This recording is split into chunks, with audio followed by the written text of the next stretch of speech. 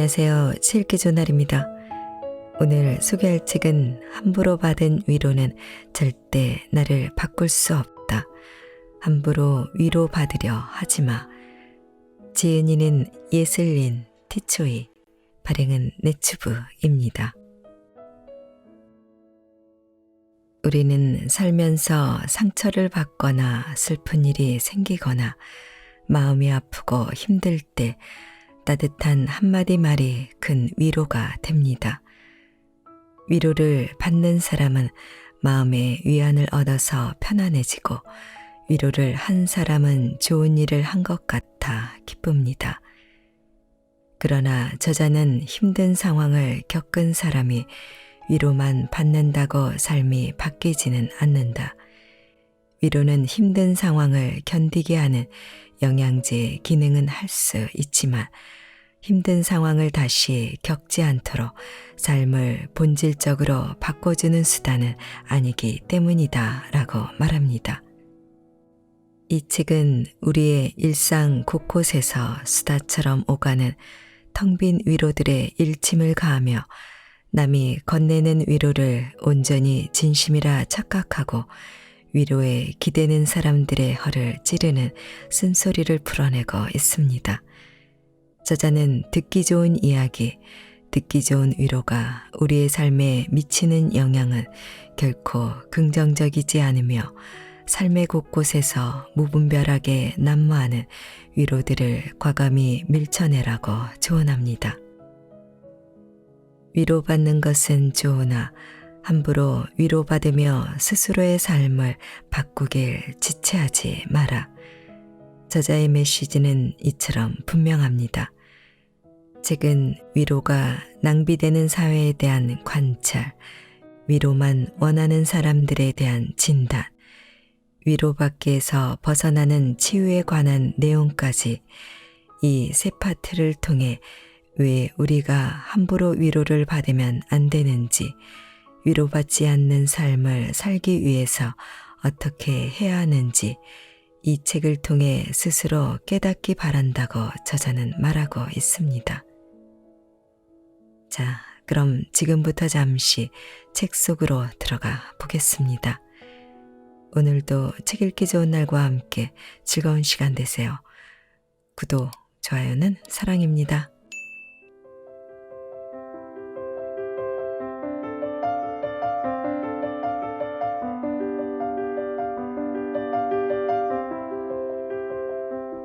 위로 중독 사회. 위로. 따뜻한 말이나 행동으로 괴로움을 덜어주거나 슬픔을 달래줌. 친구가 얘기한다. 요즘 일이 안 풀려 힘들다. 직장에서 일이 안 풀리고 집에서는 부부 사이 관계와 아이들 때문에 힘들고 대략 이런 얘기들을 나에게 늘어놓았다. 나는 이 친구 얘기를 가만히 듣는다. 그리고 대답한다. 힘들었겠구나. 이 친구 얼굴에 불편한 표정이 조금은 누그러지는가 싶더니 이번에는 자신의 꿈, 미래, 갖춰지지 않은 전문성 등에 대해 걱정을 시작한다. 나는 가만히 듣는다. 그리고 대답한다. 정말 힘들었겠구나. 이 친구는 본격적으로 자신이 못난 사람임을 증명하듯 토해내기 시작한다.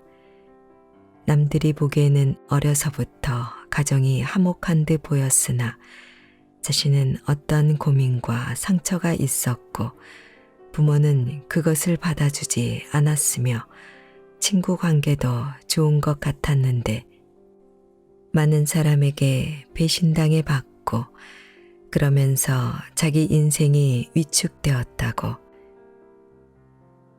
자기 자신의 심경이 나락으로 빠지는 걸 경험하고선 신경정신과를 찾았고 우울증과 공황장애가 의심된다는 의사소견을 듣기도 했으며 이제는 사람들도 무섭다고 한다. 나는 가만히 듣는다. 그리고 대답한다. 정말 많이 힘들었겠구나. 이 친구는 이제 세상에 자기가 태어난 이유가 무엇일까를 격정적으로 질문한다. 자신이 왜 태어났는지 모르겠고 이것이 인생이라면 더 마음대로 하고 살아야 하는 것이 아니냐며 이제부터는 그렇게 살고 싶다고 으름장인지 다짐인지 외침인지 여하튼 불분명한 톤으로 이야기를 한다. 나는 가만히 듣는다. 그리고 한숨을 쉬며 말한다. 너 정말 많이 힘들구나. 위로라는 게 이렇다. 자신의 얘기를 잘 들어주고 공감하는 사람이 있다면 한 번은 자신의 괴로움이 조금이나마 덜어지고 슬픔이 달래진다. 하지만 이것이 2번, 3번으로 넘어가면 위로를 듣고 싶은 마음은 다시 위로를 듣고 싶은 마음을 낳는다. 위로를 받으려는 사람과 위로를 하는 사람의 대화도 그렇게 끊임없이 이어진다. 혹자는 이러한 공감과 위로를 통해 많은 상처와 슬픔이 치유될 수 있다고 말한다. 물론 맞는 말이다. 그러나 우리는 단 한 번이라도 위로받으려는 내 마음의 실체를 깊고 오랜 시간 생각해 본 적이 있는가? 직장이나 집안 사정같이 바뀌지 않는 주변 상황에서부터 자신의 꿈과 미래 같은 예측할 수 없는 경우나 되돌릴 수 없는 가족사와 성장사며 자신의 존재 이유나 우주의 신비를 묻는 물음까지도 대체 이러한 것들에 대해 왜 자신이 타인에게 위로받으려 했는지를 진지하게 생각해 보았냐는 것이다.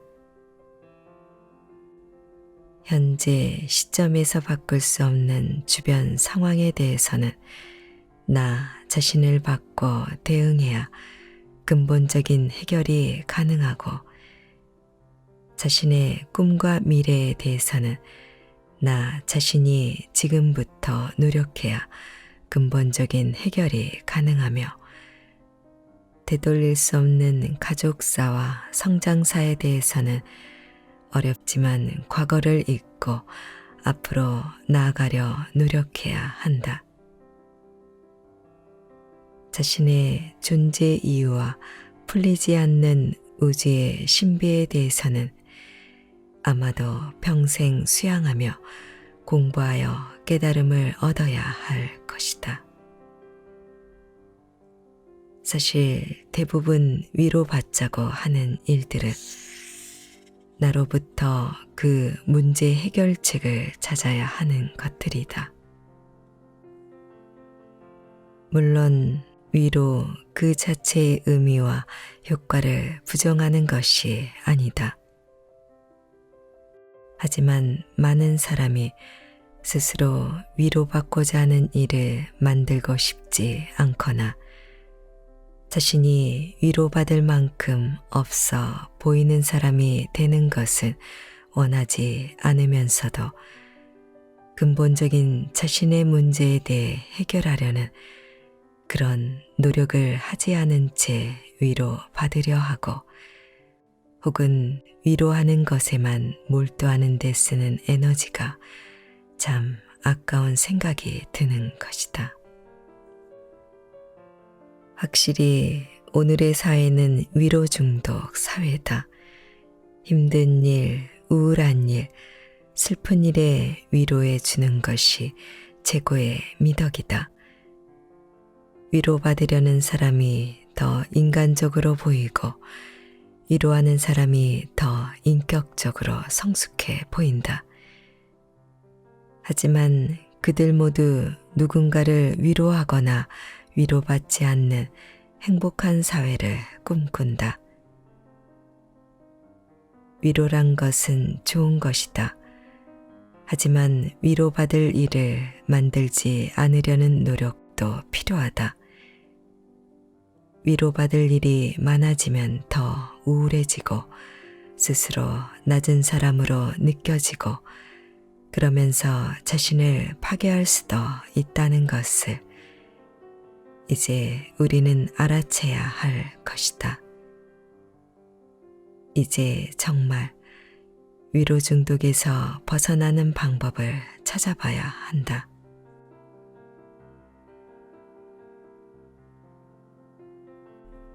반려동물과 반려식물, 그들은 말을 하지 않아 위로가 되었다.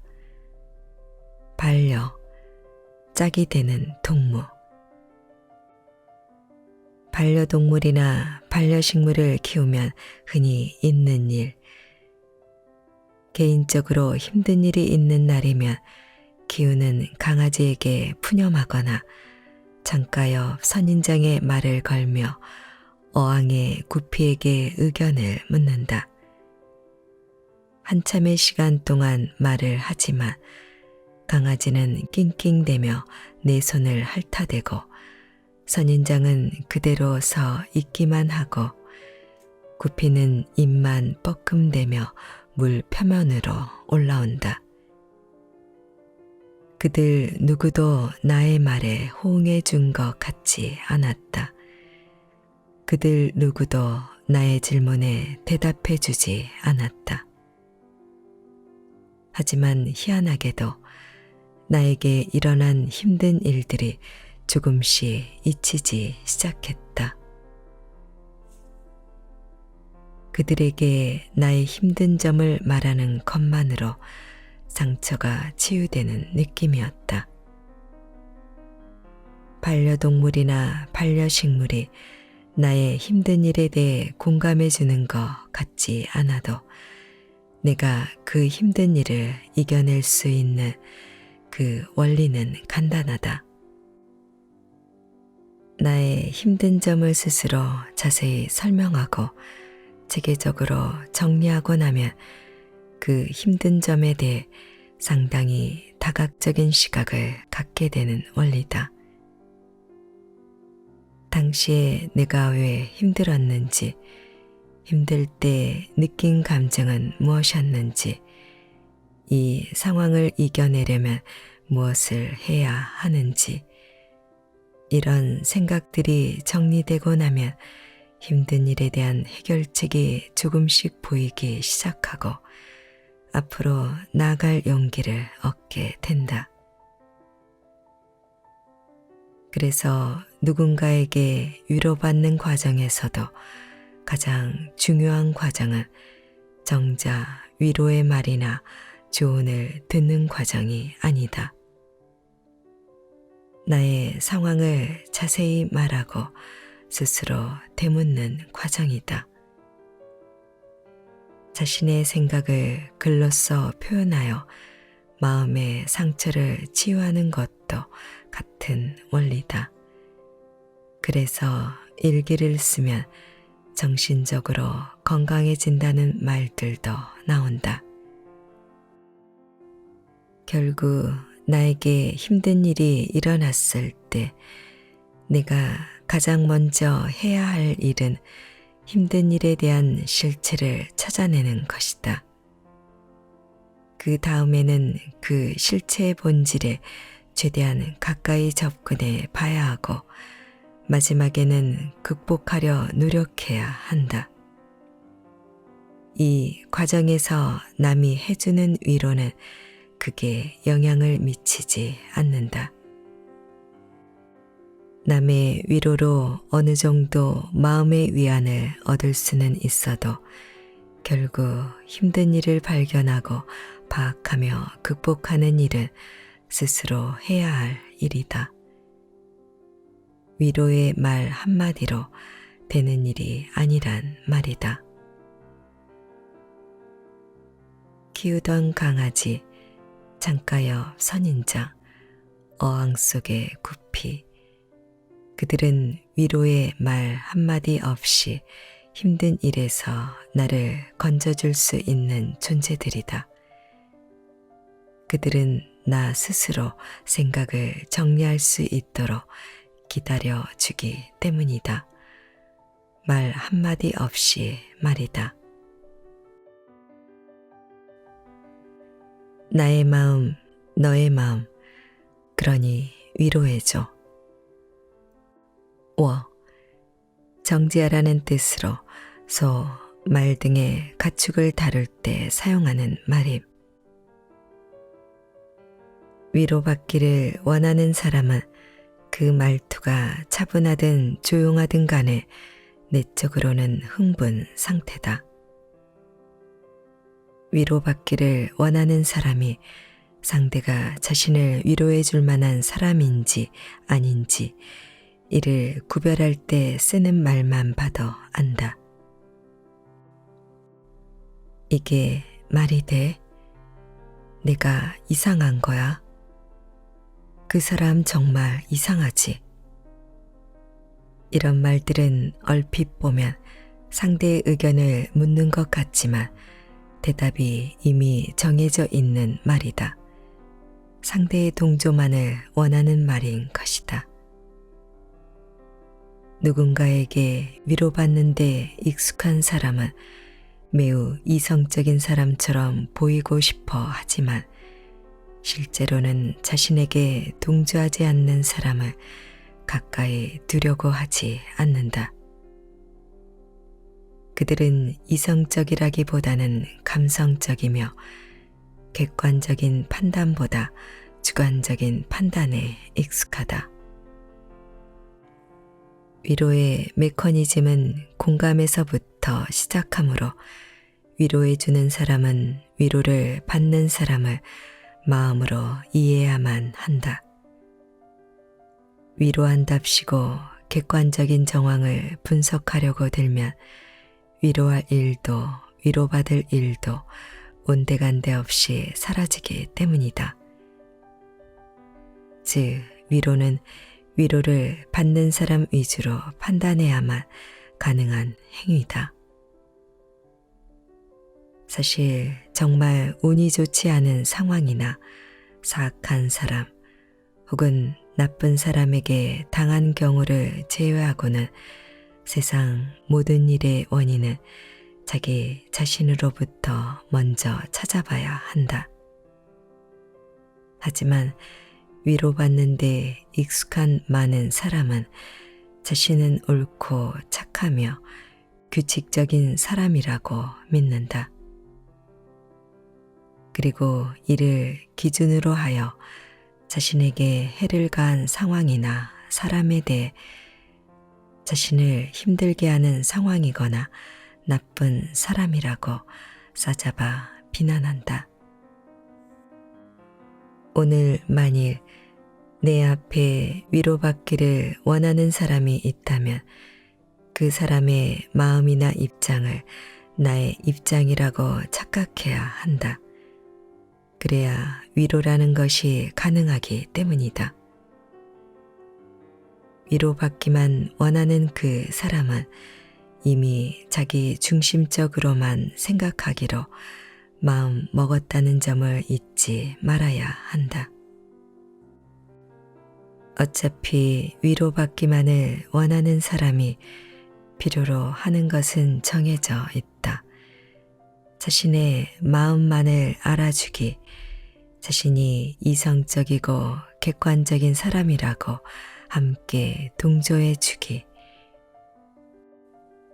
만일 자기중심적인 사고에서 못 벗어나 위로받기만 원하는 사람을 위로해 주고 싶지 않거나 그 사람이 이성적이고 객관적인 사람으로 바뀌는데 도움을 주고 싶다면 일단 현재 그 사람의 내적 흥분 상태를 잠재우는 것부터 도와주자. 我 만일 내 앞에 그 사람이 자신의 내적 흥분 상태마저 잠재울 수 없는 그런 사람이라면 앞으로도 바뀔 수 없는 사람이니 아쉽지만 포기하는 것이 맞겠다. 그런 사람에게는 위로도 시간 낭비다.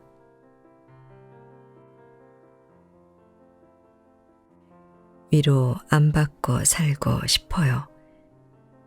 가장 원하는 걸 이뤄 보세요. 성취, 목적한 바를 이룸. 대개 강의, 책, 블로그, 유튜브들에서는 위로받지 않고 당당히 살아가려면 어떻게 해야 하나요? 라는 질문에 대해 다음과 같은 골자의 답들이 많다. 자신을 사랑하세요. 내려놓으세요. 현실을 인정하세요. 긍정적인 미래를 생각하세요. 아닌 건 아닌 거라 말하세요. 가급적 사람의 장점을 보세요. 다 맞는 말이다. 하지만 위로받지 않고 당당히 살아가기 위해 가장 필요한 것이 따로 있다. 바로 가장 원하는 것을 이뤄보는 성취의 경험이다. 그럼 성취의 경험이 어떻게 사람을 당당하게 만들고 위로만 받는 나약한 이미지에서 결국 벗어날 수 있도록 만들까? 성취를 위해서는 일단 목표를 설정해야 한다. 그리고 그 목표는 자신이 가장 이루고 싶은 것이다. 사람은 누구나 자신이 이루고 싶은 꿈을 꿀 때 가장 행복하다. 그래서 인생에서 목표를 설정한 사람은 얼굴빛이 달라진다. 또한 자신의 꿈을 목표로 설정한 사람이 하루하루 그 꿈을 위한 작은 성취들을 이루고 비로소 꿈을 이루고 나면 세상이 굴러가는 원리를 터득하게 된다. 이렇게 꿈을 설정하며 행복해하고 하루하루 힘들었지만 그 작은 성취들을 하나하나 모아 마침내 자신이 바랐던 꿈을 이루어 세상이 굴러가는 원리를 터득한 사람은 이제 전혀 새로운 사람이 된다. 자신이 원하는 것을 이뤄본 사람만이 가질 수 있는 여유와 안목이 생기고 원하는 것을 이루며 발생하는 힘겨운 일들은 성취의 과정에 불과한 것을 깨닫는다. 자신의 꿈을 이뤄낸 많은 사람의 인내와 열정이 참 대단한 것이라는 점도 몸소 체험한다. 그리고 가장 중요한 것, 자신이 오랜 시간 품어온 꿈을 이룬다고 해서 세상이 바뀌지 않는다는 큰 가르침을 얻는다. 가장 원하는 걸 이뤄본 사람은 이제 힘겹고 어려운 일에 쉽게 징징대지 않는다. 이제 사람에게 쉽게 상처받지 않고 불필요한 감정 소모를 하지 않는다. 이제 작은 실패가 일어나도 꿈을 이루는 과정의 시행착오 정도로 여긴다. 이제 나의 힘겨운 상황을 바꾸는 것은 나 스스로에서 시작해야 한다는 걸 알게 된다.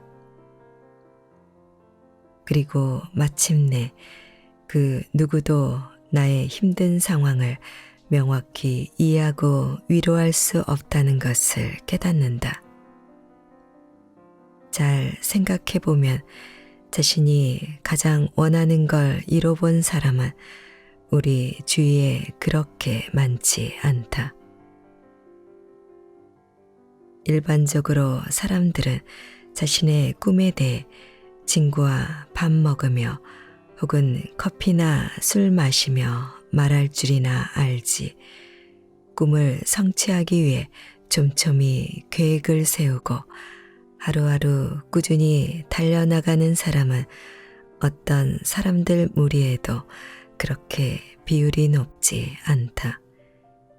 대개는 고만고만한 사람들이 보이지도 않고 잡히지도 않으며 해 보지도 않은 허무맹랑한 꿈 얘기들을 한다.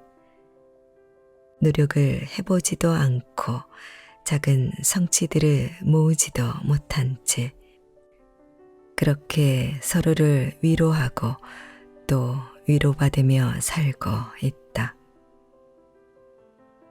물론 그렇게 허무맹랑하고 이루어지지도 않을 꿈 얘기나 하면서 살아도 된다. 그런 삶이 무의미하다는 말을 하는 게 아니다. 그렇게 서로 위로하며 사는 삶이 너무너무 좋으면 그렇게 해도 된다. 때로는 위로라는 것이 삶을 견디게 하거나 즐겁게 만들어주기도 하니까. 하지만 이제까지의 삶과 다른 삶을 살아보고 싶다면 더 이상은 위로받아야 하는 나약한 이미지로 살고 싶지 않다면 답은 정해져 있다. 목표를 설정하고 작은 성취들을 달성하고 비로소 자신의 꿈을 이뤄내면 된다. 그래서 위로받으며 나약하게 살고 싶지 않다는 사람에게 건네야 하는 한마디는 정해져 있다. 이제 정말 내가 진짜 원하는 걸 찾고 열심히 해서 꼭 꿈을 이뤄봐.